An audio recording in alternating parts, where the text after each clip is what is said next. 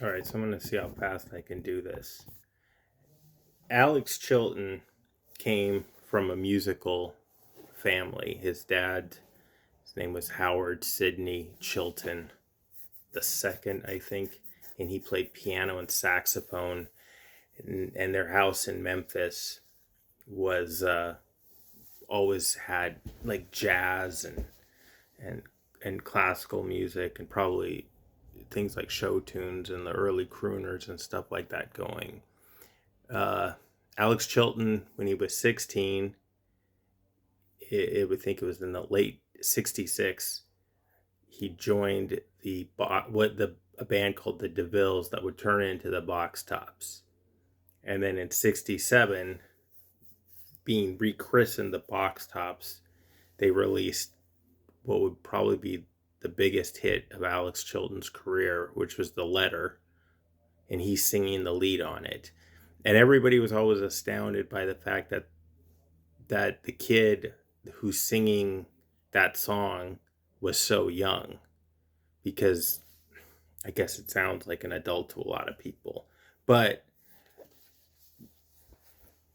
Alex Chilton stayed with the Box Tops until 1970. Then, I guess upon leaving, or right after leaving, or right before he left, he recorded some sessions at Ardent Studios in 1970. Now, this is the early pressing of those sessions, and it's Alex Chilton 1970. Okay, there's the photo of him on the cover. He's he's holding the Byrds Untitled album, and this is some of his own songs. Come on, honey, I can dig it, and just to see you, free again, which is what the the the album is kind of called, is free again. These are all a lot of these originals, and he also does a song. He does a like kind of a heavier version of Sugar. So he's kind of getting out of the Box Tops boy band sort of mold, and he's kind of embracing this late '60s blue cheer, Zeppelin-y, hard rock, possibly. I don't know if Grand Funk Railroad was around back then, but maybe proto Grand Funk Railroad kind of vibe. It's like a hard rock with some elements of like funk and blues, and this is what he's doing. He's just recording these songs. I don't know if he tried shopping them or anything. I haven't read these liner notes in a while. A lot of people really like this album. It does work as an album. My old bass player Ethan was always particular to this. So this is his, and that's how young he is. So you figure he's about, shoot, 1970, 3 years after. He's about 19 or 20, right? So he's really young, and he's doing this. He has his originals, and he brings them back later. So being around Ardent Studios, he encounters a guy named Chris Bell, and Chris Bell is more of a straight up Anglophile, as far as really loves like the Beatles and the Kinks and bands that exhibit those sorts of very British tendencies. Probably that early, almost said the Fall. It's not the Fall. The Move, right? Although I think the Fall did cover a Move song once. I think they covered "I Can Hear the Grass Grow." Well, anyways, I don't have my Big Star CDs with me. They're in the garage, but they were all very important to me at one point. They're still really important to me. I'm going to kind of gloss over them for the sake of brevity, but not in a way that's meant to diminish their significance. I have this in my room. It's the Big Star box set, because basically, even though I don't get the pleasure of listening to the albums all the way through, I get to I'll get, for the most part, the albums with like whatever the bonus material would be. So the first album is number one record. It's an audacious album title, by an audaciously titled band, which took their name from a supermarket. I guess there's a Big Star supermarket in the South, or Memphis or whatever, and that's what they, man, what's going on with my hair? So, and that's what they that's what they had got their title, or they got their band name from, Big Star, and then the name of the record was the audacious #1 record, and it's a killer record. It starts out with Chris Bell, even though he's very like Beatles focused. It's very like kind of Zeppelin-y. It's a song called Feel, and it just rocks. And Chris Bell's vocals have like a Robert Plant kind of vibe. It's got the Ballad of El Goodo. It's got that song In the Street, which was later repurposed and re-recorded by Cheap Trick for that '70s show. Although I think early episodes of that '70s show used the original version of In the Street. And it's got, I want to say it has 13 on there. It's a and then Chris Bell has some other songs, and I believe Andy Hummel's The India song is on there, right? And then so Chris Bell and Alex Chilton, they're both kind of volatile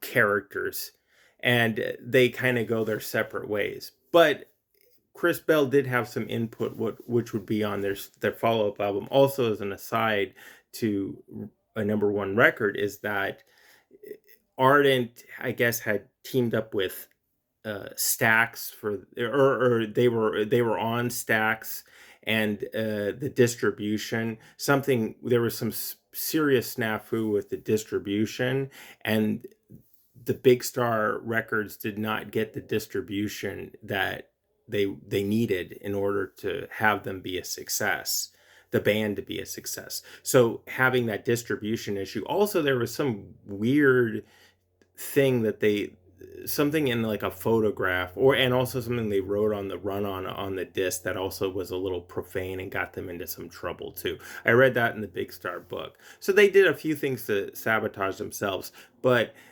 they were sabotaged by Stax, and not Stax intentionally, but whatever distribution snafu happened with them. So Chris Bell and Alex Chilton are working on the next album, which is Radio City. Chris Bell leaves because of their tensions in the band. Also, Chris Bell probably also creative differences. So they keep some of the stuff that Chris Bell was bringing into the mix. Bell goes off to work on what would be eventually cobbled together into his one solo album, which is I Am the Cosmos, which is good. And that song is great. And the main songwriting foil for Alex Chilton now is Andy Hummel, the bass player. So that album, Radio City, a lot of people think is the it's like the quintessential Big Star album. It's got Oh My Soul, it's got She's a Mover. It's more rocking, like all the way through the #1 record, but it's and I kind of do prefer to #1 record. It used to be you would get a CD and it would be on Ryko disc, I think. No, the first thing is not on Ryko. You'd get a CD and it'd be #1 record and then Radio City. And then Andy Hummel leaves. He went off to engineering school. I think he became an engineer. And what happens is that Alex Chilton is now, it's going to be like their third album, and the person he's kind of collaborating with songwriting wise is Jody Stevens. So Chris Bell leaves. First it was Alex and Chris Bell. Then Chris Bell leaves. Then it's Alex and Andy Hummel. And Hummel leaves. Then it's Alex and Jody Stevens, the drummer.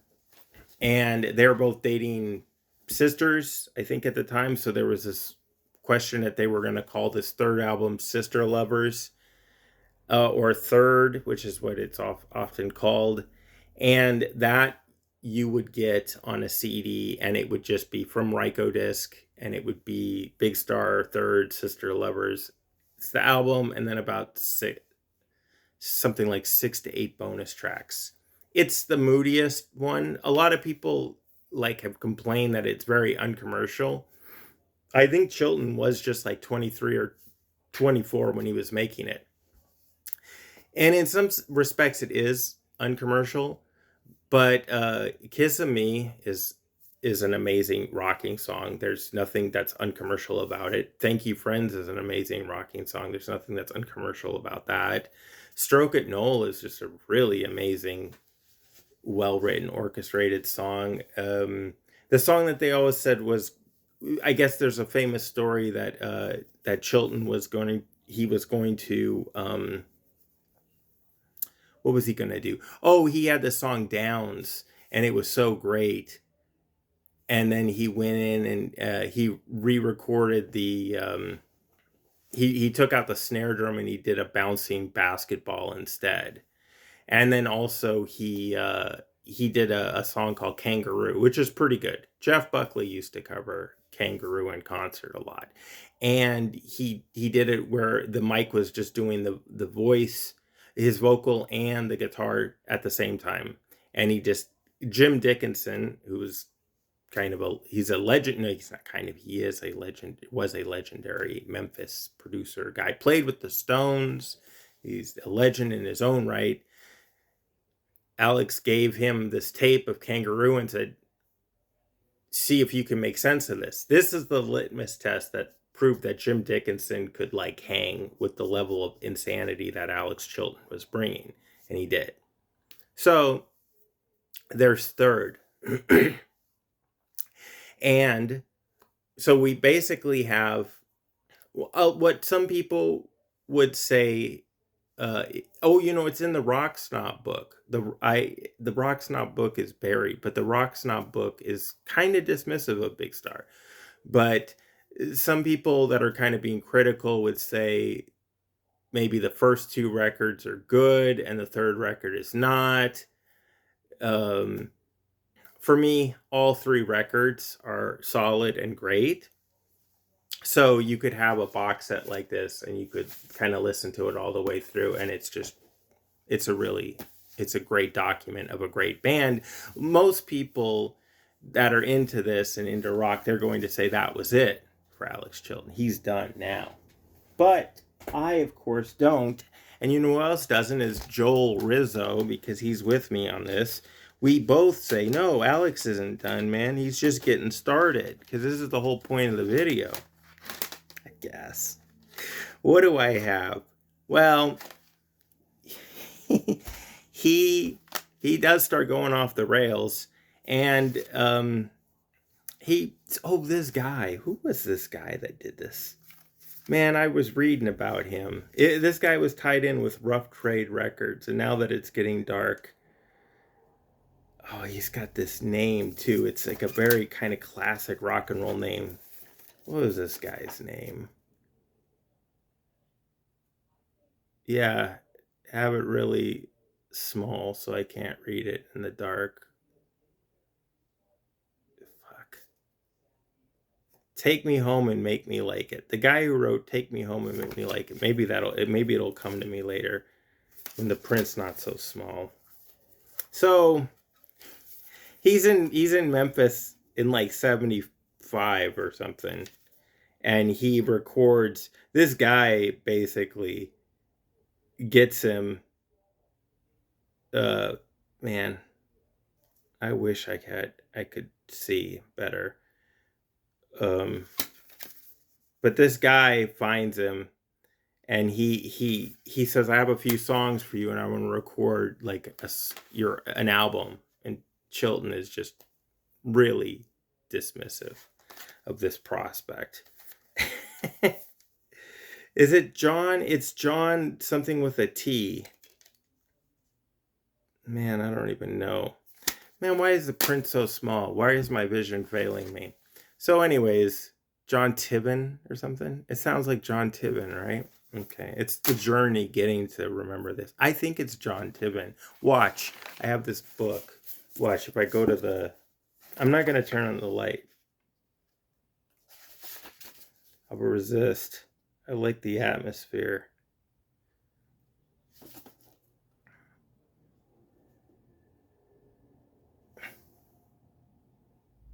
Yeah, it's like John Tiven. That's his name. He was associated with Rough Trade. I think it's Rough Trade. I have this numero uno or uno whatever those weird box sets are, a compilation of some tracks they did. I think it's Rough Trade. There's some Alex Chilton stuff on there, right? So John Tiven drags him out of his semi-retirement and gets him to record an album that's basically box bottom. And John Tiven wrote the main song, which is "Take Me Home and Make Me Like It." Then Alex Chilton revives some of his old songs. I think "All of the Time" and "Jesus Christ." Jesus Christ was off Big Star's third, and does a Stone song, "Singer Not the Song." Does "Summertime Blues." Uh, Free Again is off the 1970 sessions. There's two versions of this. This is the version most people find, and it's not too hard to find. I think this is the Rough Trade version. This is the version that came out on Line Records, a German label. I was really surprised when I found this at Benway Records in Venice here. It's gone. Venice, Benway Records. Venice is not gone. I'm here, but Line Records, a German label. Strangely enough, I think they kind of like, I think they had problems because there's a classical label called Line, and there's no barcode on this. So this thing is kind of hard to find, this Line Records version. And as people will tell you online, there's different mixes. This is a cleaner, more straightforward version of the album, and this is a sloppier version. Added to this are some tracks that he recorded with not Mark Halsapple, but Chris Stamey from the DBs when he was in New York, like Bangkok and The Living Dead. I love The Living Dead. Yeah, it's great. Both, you should have both as a completist, but they are two different mixes, and this is the harder mix to find on Line Records. I bought this for $6, dude. Who knows? To me, it's invaluable. They released some stuff. This is a thing of Alex in where is he playing? At the Ocean Club in '77. So he's in New York and he's trying to get a record deal, and he plays some songs. He plays "In the Street" because I guess he just knew that was a killer tune, and he plays a Seed song, "Can't Seem to Make You Mine." He plays "The Letter." And then he plays some early songs that are going to be on his first proper solo album, which was "It's Coming Up." There's a kind of a rare song on here. I think it's called Windows Motel. Yeah, Windows Motel. So this is good if you want some of that rare Alex Chilton stuff. The first proper solo album, "It's Like Flies on Sherbet." This is it. I have it on vinyl too.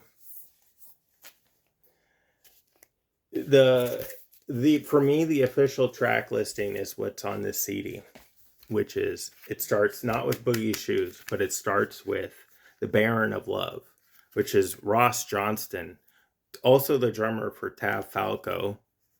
And he's doing like a spoken word thing, which apparently was the day that Elvis died. You listen to there's a interview with is his name Ben Vaughn? He's not Stevie Ray Vaughan's brother. He's a producer guy. So he did an album with Alex Chilton called Cubist Blues, and Alan Vega from Suicide. And this is his favorite album. So there's some interview with, I think his name is Ben Vaughn, talking about this album. This album is it's not just in my top 10 favorite albums of all time. This is in my top, we're gonna say 5, because you got to figure what Exile on Main Street is number 1. "Blaze in the Northern Sky" by Dark Throne is in the top 5 too. And then this is vying between this and Funhouse for, I think, number 3. But for the sake of this video and for the sake of Joel, I'm going to say that this is number 3. Like Flies on Sherbert, it is a chaotic, insane masterpiece. And for some reason, the particular types of friends that I have, when I tell them about this album and I like turn them onto it, they seem to love it just as much as I do. But this is an album that people really lost their minds over. They really thought that this was like the end. Like they couldn't even believe that this was happening. So he did a live album. He got to England. This is the Boogie Shoes mix, and then it's also live in England in like 1980. This album, is this even really an album? It is an album. This came after. It's called Feudalist Tarts. He'd cleaned up at this point, and this is in a lot of ways, if you don't count the Big Star Reunion stuff, which I do because I forgot to grab them, but I have that one CD that they did with Ken Stringfellow and John Auer backing Alex Chilton and Jody Stevens. I think that album is actually very good. But this is, for me, it's his last really great album, Feudalist Tarts. But he was cleaned up by then, and now he's leaning into a very jazzy, loungy sort of vibe, right? But some of the stuff on Like Flies on Sherbert points towards that. But Like Flies on Sherbert is a chaotic masterpiece. Like My Rival is there's synthesizer sounds. He supposedly was forcing Jim Dickinson, who had passed the test for the third album. Now he's recording it in like 1979, 78, 79 in Memphis. And Jim Dickinson, he's making play guitar, even though he's more of a piano player. Alex Chilton's playing piano. The room is getting progressively darker, which means that I have to wrap this up soon. It's just the shadow talking, right? And it's getting long. It's not as long as it could be. I feel like I'm doing a disservice to Alex because of the fact that I did 3 videos on Scott Walker, and I'm only going to do one on him. But I wanted to get it all in one shot. I like this compilation. You guys can't even see it anymore, but it's called... Is it called Stuff? It's basically just got some of the 1970s stuff. I think it's got... I don't think it has any of the Big Star stuff, and then it jumps over to...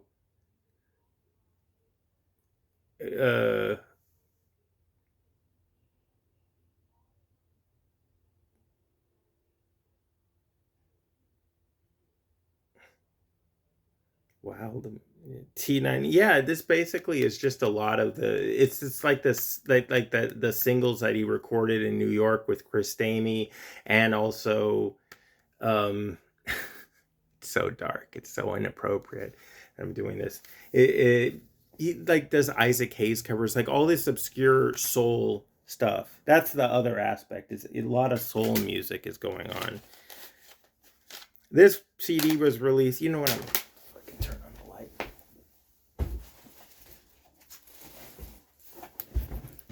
Mystique be damned. Stuff. That's it. It's good. This is a live album of him, or in Baton Rouge, 85. I think he was kind of living in New Orleans. So I think this is it. Now he's doing a lot of this stuff. This is a live album that really captures this Feudalist Tarts period. But he also does a version of what's that song? Dust My Broom, stuff like that. This is also really good. I think that these two came out around the same time. They're 2 really very good live albums, and they capture him in these periods. And for people that are really into this solo Alex Chilton, any of this stuff is really, like a godsend, because you really want to, like, if there is like a Like Flies on Sherbert box set, it would be really amazing to have all that stuff together, because it's such a mythic time period. This is a later live album that I picked up used somewhere. It's called Live in Anders. This is, I think, this was in the 90s. And so because he even addresses the fact that In the Street is on the that 70s show theme song. So Alex Chilton, Live in Anders, that's good.